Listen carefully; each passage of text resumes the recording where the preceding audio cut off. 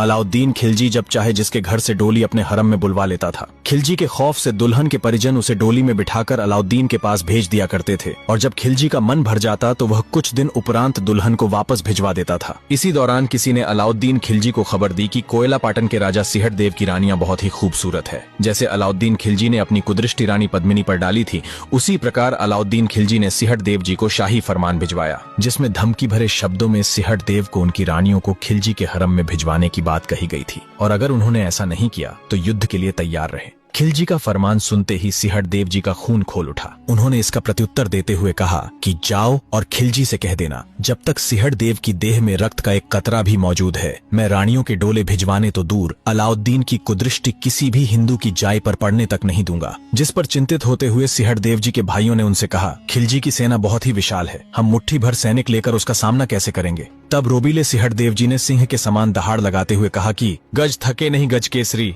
मर्द थके नहीं मजबूत, सिहट थके नहीं सांखलो, रणबंको रजपूत। अर्थात सिहट देव उनमें से नहीं जो गीदड़ों की विशाल फौज को देखकर डर जाए। सिहट देव सांखला उनमें से है जो जरूरत पड़ने पर अकेला ही पूरी फौज से भीड़ जाए। जिस पर सिहट देव जी के भाइयों ने कहा कि हम आपके शब्दों का सम्मान करते हैं, किंतु इस युद्ध से अनेकों निर्दोष मारे जाएंगे, हमें इस होने वाली जनहानि को टालने की कोशिश करनी चाहिए। तब सिहट देव के एक भाई ने यह कहा, क्यों ना हम अलाउद्दीन खिलजी को मूर्ख बना दें, और सारी योजना सिहट देव जी को कह सुनाई। योजना के अनुसार सिहट देव जी ने अलाउद्दीन को संदेशा भिजवाया, हम रानी को आपके पास भेज देंगे, परंतु हमारी दो शर्तें हैं। आपको रानी का मुख देखने से पहले उससे विवाह करना पड़ेगा और रानी अपना आगे का जीवन आपके हरम में ही व्यतीत करेगी। अलाउद्दीन ने खुशी खुशी सिहट देव जी की शर्तें मंजूर कर ली। अलाउद्दीन खिलजी को मूर्ख बनाने की योजना के अनुसार सिहट देव जी ने अपनी एक दासी को बुलाया जो महल के झूठे बर्तन साफ किया करती थी और अस्तबल में घोड़ों की लीद साफ किया करती थी। सिहट देव जी ने दासी को अपनी योजना बताई और कहा कि डोले में तुम्हें रानी बनाकर भेजा जाएगा। रानी बनने की बात सुनकर दासी खुशी खुशी मान गई।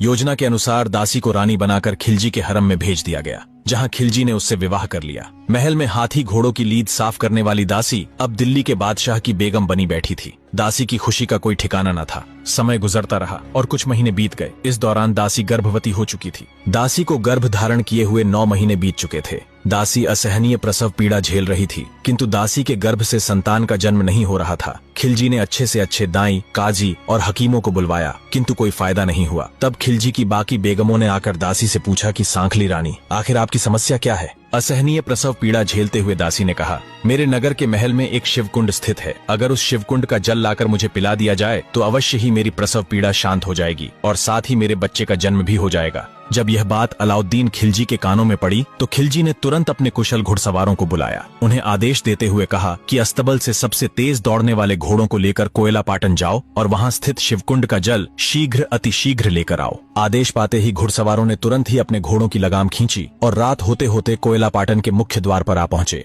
रात्रि के समय महल में किसी भी बाहरी व्यक्ति का प्रवेश निषेध था। तब घुड़सवारों ने पहरा दे रहे एक द्वारपाल से कहा कि सांखली रानी को प्रसव पीड़ा हो रही है और उनकी वेदना शांत होने का नाम नहीं ले रही है, अतः आप उनके बताए अनुसार महल के शिवकुंड से हमें जल भरकर सौंप दीजिए। हमें बादशाह के आदेश अनुसार शीघ्र अतिशीघ्र लौटना है। द्वारपाल को दासी की सच्चाई के बारे में भली भांति ज्ञात था। तब उस द्वारपाल ने हास्यप्रद भाव से पास ही बह रहे एक गंदे नाले से पानी भरकर घुड़सवारों को सौंप दिया और कहा कि यह पानी शिवकुंड से होते हुए ही आ रहा है, ये पानी ले जाओ और अपनी बेगम को पिला देना, इससे अवश्य ही उनकी प्रसव पीड़ा शांत हो जाएगी। दर्द से कहराते हुए दासी को देखकर अलाउद्दीन की चिंता बढ़ती जा रही थी। कुछ ही समय में घुड़सवार जल का पात्र लेकर महल पहुंच गए। जल को छानकर शीघ्र अतिशीघ्र दासी को पिलाया गया। जल पीते ही दासी की प्रसव पीड़ा शांत हो गई और उसने सकुशल एक बच्चे को जन्म दिया। जब दासी की नजर कोने में पड़े पानी के पात्र पर पड़ी तो उसने देखा कि उसमें कीचड़ है। तब बेगम बनी बैठी दासी ने तुरंत घुड़सवारों को बुलाया और पूछा कि इस पानी में कीचड़ कहाँ से आया, क्योंकि शिवकुंड का पानी बहुत ही निर्मल और स्वच्छ है।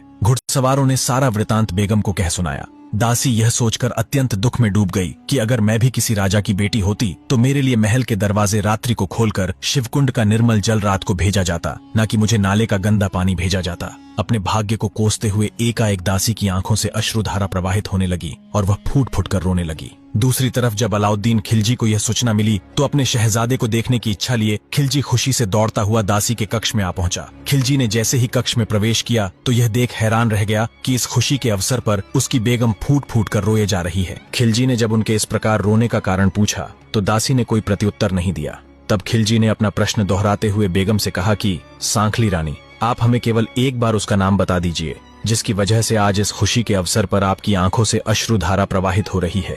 हम तत्काल उसका सर कलम करवा देंगे। तब रोते हुए दासी ने बादशाह से कहा कि मुझे बार बार सांखली रानी कहना बंद कीजिए। मैं कोई सांखली रानी नहीं हूँ, मेरी जाति सांखला नहीं है। मैं तो उनके महल की बस एक तुच्छ दासी थी जो उनके झूठे बर्तन साफ किया करती थी और उनके महल में हाथी घोड़ों की लीद साफ किया करती थी। मुझे रानी बनाकर आपके साथ निकाह करवा दिया गया।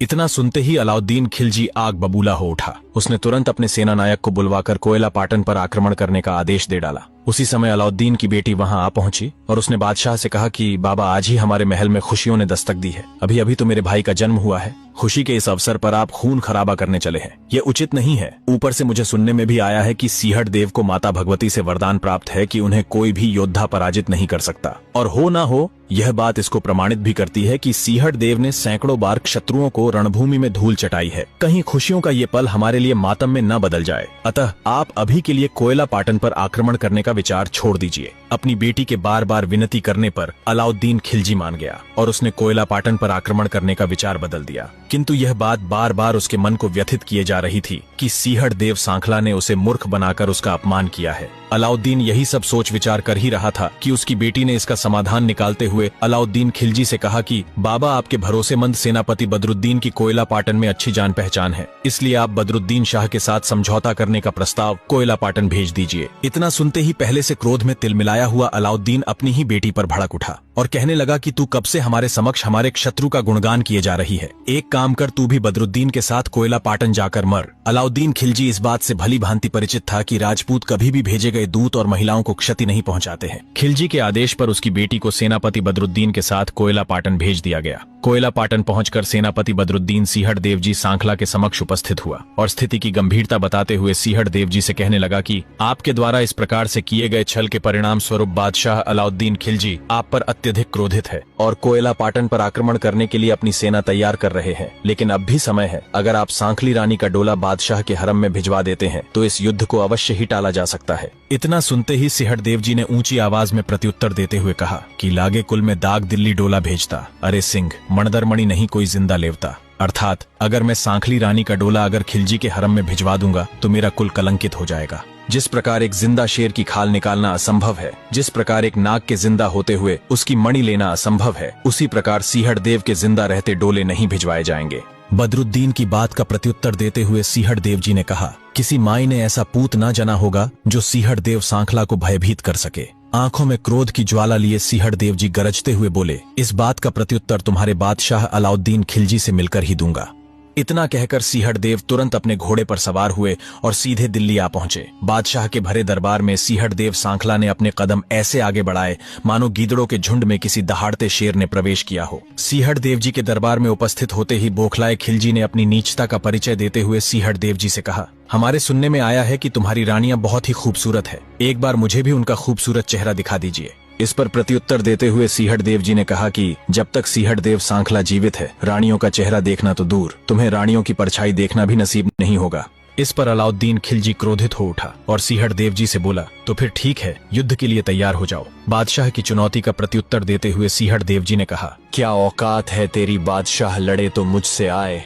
इन पाटन नगरी माही ने तपे सीहड़ दे राय, दाढ़ी मुझ काटू तेरी चुड़ी दूं पहनाए, और तिरिया रूप बनाए के तन दिल्ली दूं भिजवाए। अर्थात बादशाह, तुम्हारी क्या औकात है जो तू मुझे युद्ध की चुनौती दे रहा है। अगर तूने कोयला पाटन की तरफ आंख उठाकर भी देखा तो मैं तुम्हारी दाढ़ी मूछें काटकर, तुम्हारा स्त्री के सामान भेष बनाकर तुम्हें दिल्ली भिजवा दूंगा। सीहड़ देव जी युद्ध की चुनौती स्वीकार कर कोयला पाटन लौट आए और पूरा वृतांत अपने भाई बंधुओं को कह सुनाया। सीहड़ देव जी के भाइयों को यह भली भांति ज्ञात था कि अलाउद्दीन खिलजी के मुकाबले हमारा सैन्य बल अत्यधिक क्षीण है, संभवतः ही हमें हार का मुख देखना पड़ेगा। यही सब सोच विचार कर सीहड़ देव जी के भाइयों ने युद्ध करने से साफ इनकार कर दिया और कायरों के भांति पीठ दिखाते हुए वहां से चले गए। जिसके बाद सीहड़ देव जी सीधे मां चामुंडा के मंदिर में आ पहुंचे और पूजा करते करते अपनी तलवार म्यान से खींच निकाली और जय मां चामुंडा का उद्घोष करते हुए तलवार के एक ही वार से अपना शीश धड़ से अलग कर डाला। अपना कटा हुआ सर माता के चरणों में रखने ही लगे थे कि तभी साक्षात माता चामुंडा उनके समक्ष प्रकट हुई।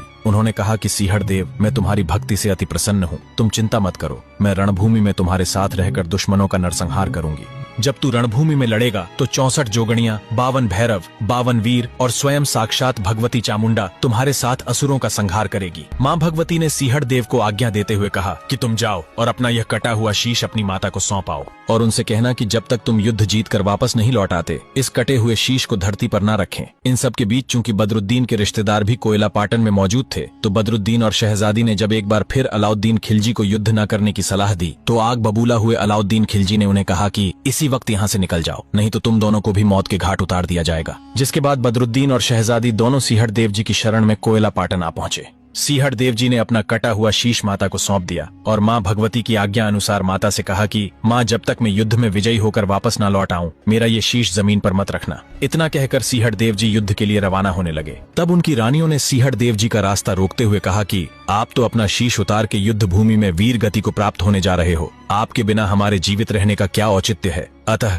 हे स्वामी, हमें भी आपके पीछे सती होने का सौभाग्य दीजिए। आप हम सभी का भी शीश उतार के जाइए। सिंहड़ देव जी के बहुत समझाने बुझाने पर भी जब रानियां नहीं मानी, तो अंतः रानियों की इच्छा अनुसार सिंहड़ देव जी ने अपनी 5 रानियों के सर धड़ से अलग कर डाले। जैसे ही रानियों के सर धड़ से अलग हुए, उसी समय चमत्कारी रूप से 5 रानियों के कुमकुम के हाथों के निशान महल की दीवारों पर बन गए। अलाउद्दीन खिलजी की बेटी चुपचाप यह पूरा दृश्य अपनी आंखों से देख रही थी। शहजादी ने सिंहड़ देव जी से प्रार्थना करते हुए कहा कि हे वीर प्रतापी सिंहड़ देव जी, मैंने मन ही मन आपको अपना पति स्वीकार कर लिया है, अतः मैं भी आपके पीछे सती होने की इच्छा रखती हूँ। कृपा करके मुझे भी ये सौभाग्य जरूर प्रदान करें। जिस पर सिंहड़ देव जी ने ससम्मान शहजादी का शीश भी धड़ से अलग कर डाला। इसी के साथ जहां 5 रानियों के कुमकुम के हाथों के निशान महल की दीवारों पर बन गए थे, तो वहीं पर शहजादी का शीश धड़ से अलग होते ही वहां मेहंदी के हाथों के निशान भी चमत्कारी रूप से महल की दीवारों पर बन गए। रूनगढ़ की दीवारों पर बने इन 6 सतियों के हाथों के निशान आज भी मौजूद है, जो शहजादी और सभी रानियों के बलिदान और सतीत्व की गवाही दे रहे हैं।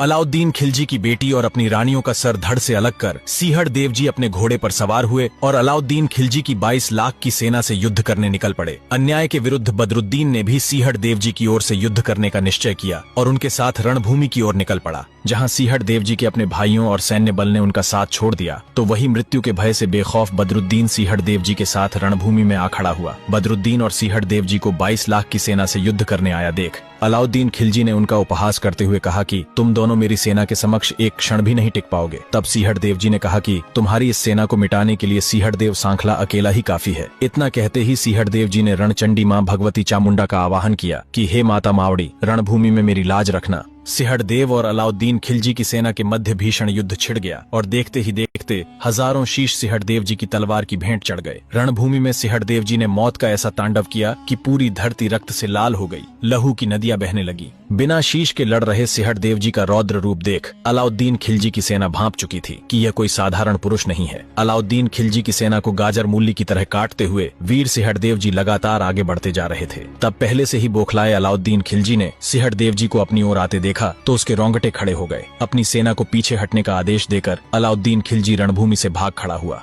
बिना शीश के लड़ रहे सिंहड़ देव जी ने दुम दबाकर भागते अलाउद्दीन खिलजी और उसकी फौज का अब भी पीछा नहीं छोड़ा था और एक के बाद एक अलाउद्दीन खिलजी के सैनिकों को मौत के घाट उतारते जा रहे थे। इसी प्रकार से पीछा करते हुए सिंहड़ देव जी ने खिलजी की आधे से ज्यादा सेना का सफाया कर डाला और अलाउद्दीन खिलजी को पकड़कर उसकी दाढ़ी मूछें काट डाली। क्रोध में भरे सिंहड़ देव जी ने अलाउद्दीन खिलजी का सर धड़ से अलग करने के लिए जैसे ही अपनी तलवार ऊपर उठाई, खिलजी सिंहड़ देव जी के चरणों में आ पड़ा और दया की भीख मांगने लगा कि मुझे क्षमा करें, मैं फिर कभी भी कोयला पाटन की ओर आंख उठाकर भी नहीं देखूंगा, मेरी जान बख्श दीजिए। चरण में आए को शरण देना ही एक क्षत्रिय का परम कर्तव्य है। क्षत्रिय धर्म का पालन करते हुए सिंहड़ देव जी ने अलाउद्दीन खिलजी को प्राण दान दे दिया और अपने वचन अनुसार खिलजी को हाथों में चूड़ियां पहनाकर और माथे पर चुंडी ओढ़ाकर दिल्ली भेज दिया। जहां एक तरफ सिंहड़ देव जी युद्ध जीत चुके थे, तो वहीं इस युद्ध में वीर बदरुद्दीन शाह बड़ी ही बहादुरी से लड़ते हुए वीर गति को प्राप्त हो गए। वीर बदरुद्दीन शाह जी की मजार आज भी रूनगढ़ में मौजूद है और वहां उनके सम्मान में हर वर्ष मेले का आयोजन किया जाता है। यह मजार हिंदू मुस्लिम एकता का प्रतीक मानी जाती है, क्योंकि बदरुद्दीन शाह ने अन्याय के विरुद्ध न्याय का साथ दिया, न कि किसी जाति विशेष या धर्म का।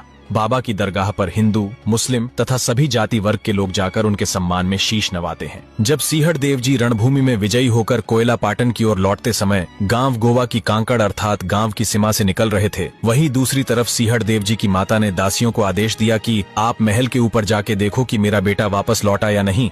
दासियों ने देखा कि दूर खेतों में एक विशाल रेतीला बवंडर उनके महल की तरफ तेजी से बढ़ रहा है। उसी बवंडर के मध्य में चमचमाता हुआ भाला, घोड़े के पैरों की टाप और आकाशीय बिजली के भांति गर्जना करती घोड़े की हिनहिनाट की तीव्र गूंज इस बात का प्रमाण दे रही थी कि वीर सिंहड़ देव सांखला रणभूमि में बैरियों के रक्त से नहाकर वापस लौट रहा है। दासियों ने आंखों देखा, सारा हाल सिंहड़ देव जी की माता को कह सुनाया। अपने पुत्र की पल पल प्रतीक्षा कर रही माँ ने जब यह बात सुनी तो सिंहड़ देव जी को देखने की उत्सुकता में उनका शीश नीचे भूमि पर रख दिया। जहाँ एक तरफ माता ने सिंहड़ देव जी का शीश भूमि पर रखा तो वहीं दूसरी तरफ सिंहड़ देव जी का धड़ शांत होकर गोवा गांव की सीमा में घोड़े से नीचे गिर पड़ा। तब भूमि पर पड़ा सिंहड़ देव जी का शीश अपनी माता से कहता है कि माँ, आपने मेरे शीश को जमीन पर रखकर बहुत बड़ा अनर्थ कर दिया है। अगर आपने ये अनर्थ नहीं किया होता तो मैं इस धरती पर रहकर बहुत नेक कार्य कर सकता था। अब मेरा शीश मेरे धड़ से हमेशा के लिए अलग हो चुका है और अब इसका वापस जुड़ पाना संभव नहीं है। अपने साथ हुए अन्याय और राज्य के लोगों द्वारा युद्ध भूमि में उनके साथ न जाने की बात से क्रोधित होकर सिंहड़ देव जी सांखला ने अपनी माता के सामने श्राप दिया कि कोयला पाटन में छींपा, माली,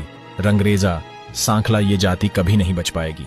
ये वो जातियां थीं जिनके लोग युद्ध के समय कोयला पाटन में मौजूद तो थे, लेकिन अलाउद्दीन खिलजी की सेना से डरकर सिंहड़ देव जी का युद्ध में साथ देने से पीछे हट गए थे। सिंहड़ देव जी के श्राप देने पर उनकी माता ने उनसे ऐसा न करने का आग्रह किया, जिस पर सिंहड़ देव जी ने अपनी माँ को एक उपाय बताते हुए कहा कि आप इस नगरी का नाम कोयला पाटन से बदलकर रून करवा देना, जिसके बाद रून में ये जातियां आवागमन तो कर पाएंगी, लेकिन इनका रून में स्थायी निवास कभी संभव नहीं होगा। सिंहड़ देव जी का भूमि पर पड़ा शीश इतना कहकर शांत हो गया। सिंहड़ देव जी अब देव योनि को प्राप्त हो चुके थे। उनके कहे अनुसार कोयला पाटन नगरी का नाम बदलवाकर रून करवा दिया गया। रून गांव राजस्थान में नागौर जिले के गोटन शहर से लगभग 35 किलोमीटर की दूरी पर स्थित है। नियति और ज्योतिषों द्वारा हुई भविष्यवाणी के अनुसार आगे चलकर सिंहड़ देव जी को भूमिया जी के नाम से पूजा जाने लगा।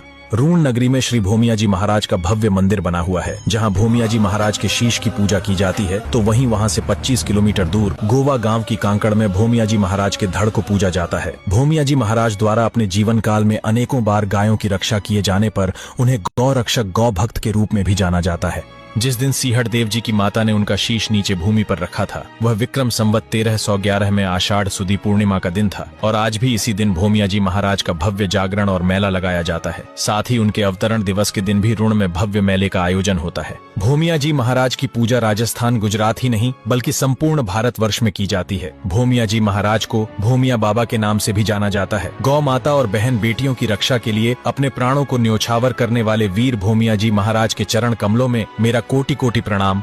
हमारा उद्देश्य किसी की भावनाओं को ठेस पहुंचाना नहीं है। अगर वीडियो में किसी प्रकार की त्रुटि हुई है तो कृपया क्षमा करें। आपको भूमिया जी की कथा कैसी लगी? कमेंट और लाइक के माध्यम से जरूर बताएं।